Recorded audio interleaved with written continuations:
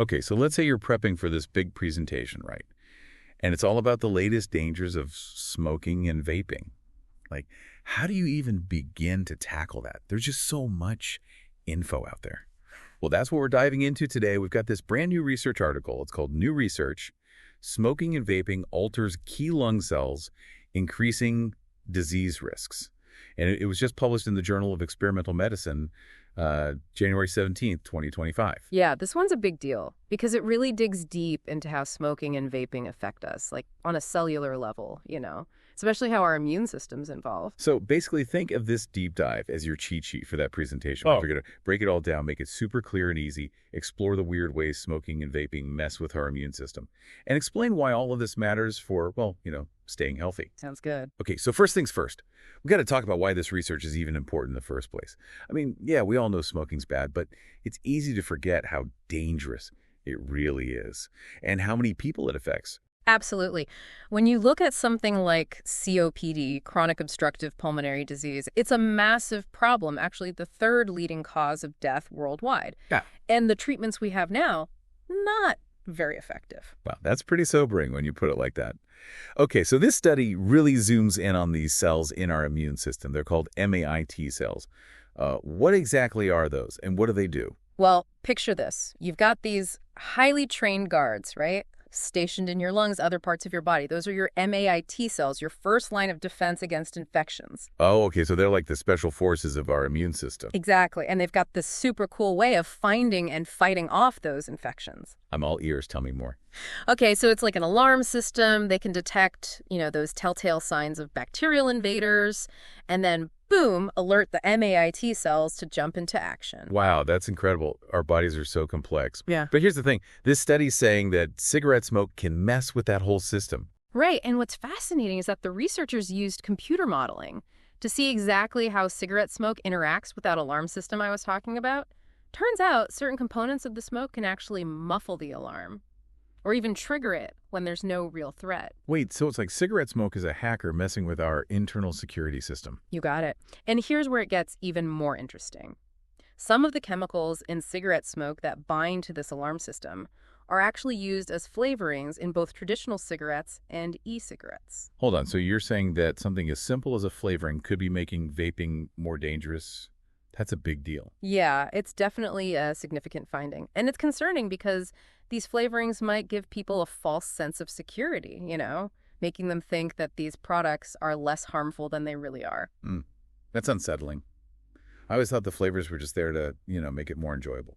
Well, it seems like they might actually be part of the problem. This study shows that even those flavorings can disrupt how our immune system functions. Wow, okay, so we've established that cigarette smoke can interfere with these MAIT cells. Yeah. But how does that actually play out, in a living being? This study also involved experiments on mice, right? Yep, and the results were pretty striking. The mice exposed to cigarette smoke repeatedly, they started showing signs of lung disease. So the smoke was basically making them more vulnerable. Exactly, and to make things worse, when those same mice got infected with the flu, their symptoms were even more severe. That makes sense. Their defenses were already compromised. Mm-hmm. But there's another interesting finding from those mouse experiments, right? Something about mice that didn't have MIT cells at all. You're right, and this is where it gets a little unexpected. The mice without MIT cells were actually protected from developing COPD. Less inflammation in their lungs, their air sacs weren't deteriorating. Wait, hold on. So in this case, having fewer of these MIT cells was actually a good thing? How does that work? I know, it seems counterintuitive. But it really shows how complex the immune system is. What we're seeing is that when the smoke disrupts MAT cell function, it ultimately weakens the immune response. And that leaves the lungs more susceptible to damage. But in the mice, without MIT cells, that disruption couldn't happen. Oh, that's fascinating. So it's not just about having or not having MIT cells. It's about how their function is affected by the smoke. Right. It really highlights how delicate that balance is within our immune system. Right. So just to recap, right, what we've learned so far is that both smoking and vaping can really mess with those MIT cells, which then weakens our immune system and makes us more vulnerable to infections. And that makes us more susceptible to lung diseases like COPD. Exactly. And, it's important to remember that it's not just about the people smoking or vaping themselves. We also have to think about, secondhand and thirdhand smoke, too. Oh, right, because those also contain harmful stuff that can affect MAT cell function. Yeah. Even if you're not the ones directly, inhaling from a cigarette or vape. Exactly. Secondhand smoke is what you breathe in when you're around someone smoking, right? And thirdhand smoke is that residue that lingers on surfaces, like furniture, clothes, even in our hair, long after the cigarette's out. Wow. So even those tiny particles, the ones we can't even see, can still affect our immune system. That's right. It really emphasizes how important it is to, create and maintain smoke-free environments.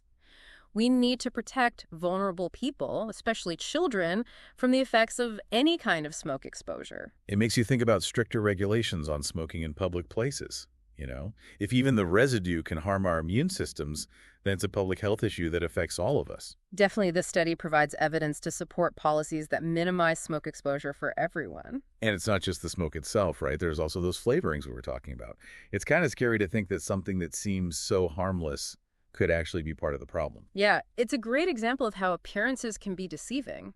Those flavors might make it seem more enjoyable, but that underlying damage to the immune system is still happening. It's like a wolf in sheep's clothing, luring people in with tempting flavors while it's secretly messing with their health. Yeah, that's a good way to put it. It highlights how important it is to look beyond the surface and really understand those potential risks, regardless of how appealing they might seem.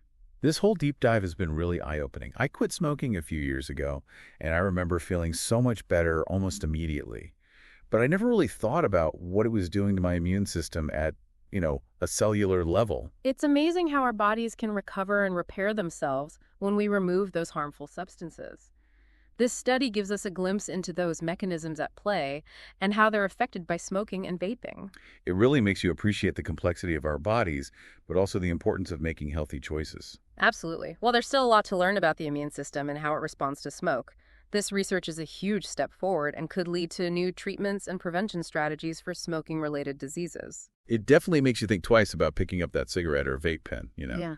We need to protect our lungs and our immune system. I agree this study is a powerful reminder of the hidden dangers of smoking and vaping, even at the microscopic level. Okay, before we wrap up, I have one last thought for our listeners. The study focuses on lung health. But we know MI cells aren't just in our lungs, right? They're present in other parts of the body, too. Could these findings mean anything for MI cell function in those other areas as well?